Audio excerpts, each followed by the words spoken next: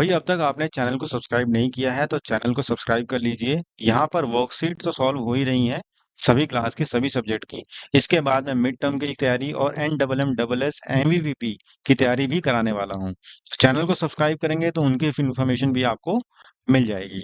चलिए इस वीडियो में हम करने वाले हैं क्लास 9th की इंग्लिश की वर्कशीट नंबर 4। ये जो मटेरियल आपको दिया जा रहा है ये आपकी किताब से या किताब के बाहर से दिया जा रहा है। इसको हमें पढ़ना है, आइडेंटिफाई करना है कि क्या डिटेल्स दी गई है, कौन कौन से कैरेक्टर्स इन्वॉल्व हैं, क्या आइडिया है इस पैसेज के पीछे, सीक्वेंस को पूरा देखना है। इसको रीड करके इसी को पढ़ने के बाद ही हमें नीचे दिए गए 3-4 प्रश्नों के MCQs प्रश्न हैं उनके आंसर देने हैं। तो आइए इसको पढ़ते हैं। यहाँ पर रेनी यानी रेनी डे की बात हो रही है। रेनी डे में क्या होता है? रेनी डे बहुत अच्छा सुकूनदायी होता है डिस्पाइट ओकेजनल बर्स्ट। भाई कुछ बिजली भी कड़कती है, डर भी लगता है, बट रेनी डे धरती को और इनर ब्यूटी को दिखाता है धरती की, क्योंकि वॉशिंग हो जाती है, बहुत क्लियर हो जाता है। रेनी डे के दिन बहुत अच्छी साउंड आती है और एक मिट्टी की खुशबू भी आपको देखने को मिलेगी पार्क एरिया में या फिर खेतों में आप रह रहे हैं, खेतों के आसपास हैं तो वहां पे आपको एटमॉस्फेयर में बहुत भगदड़ होती है, हलचल होती है, उन सब से रिलैक्स कर देता है ये रेनी डे। ये आपको आपकी एंगेजमेंट जो कहीं कहीं आप काम कर रहे हैं उनमें से भी सबको रिलैक्स कर देता है। ऑफ कोर्स थोड़ा नुकसान तो होता है इस ड्रिजलिंग शावर से, लेकिन यह काफी आनंदमयी होता है। इस रेनी डे के यानी रेन वाले दिन के बहुत फायदे हैं। पहला फायदा ये बताया गया है कि अर्थ को क्लीन कर देता है।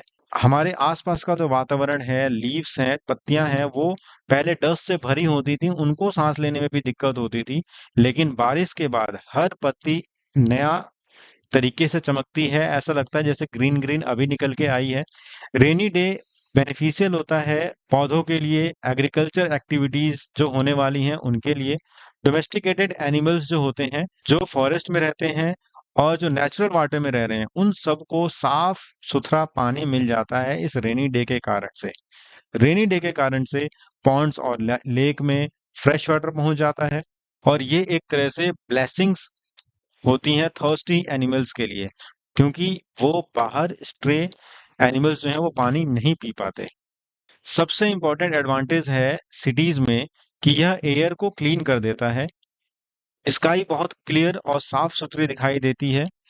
डायरेक्ट सनलाइट आपके धरती पर आती है, आपको HD क्वालिटी की इमेज दिखती है बारिश के बाद। आपको ऐसा लगता है कि सब कुछ क्लियर हो गया, क्लीन क्लीन हो गया।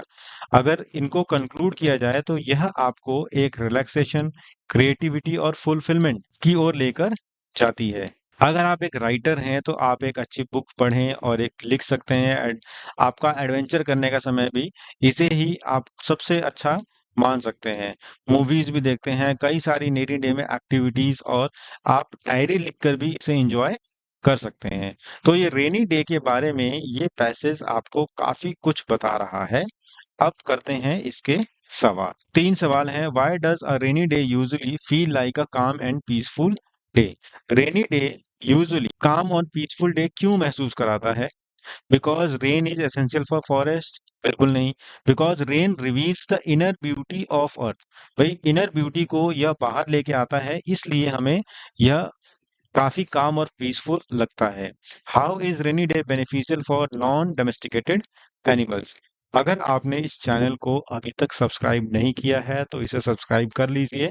NMMS के साथ साथ मैं MVVP और मिड टर्म एग्जाम्स जो आने वाले हैं उनकी तैयारी अच्छे से कराने वाला हूँ। अगर आप सब्सक्राइब कर लेंगे तो आपको इन्फॉर्मेशन मिल जाएगी नोटिफिकेशन बेल से। यहाँ पर पूछा गया है कि नॉन डोमेस्टिकेटेड एनिमल्स यानी जो स्ट्रे एनिमल्स है, बाहर घूमते रहते हैं, उनके लिए यह रेनी डे कैसे बेनिफिशियल है?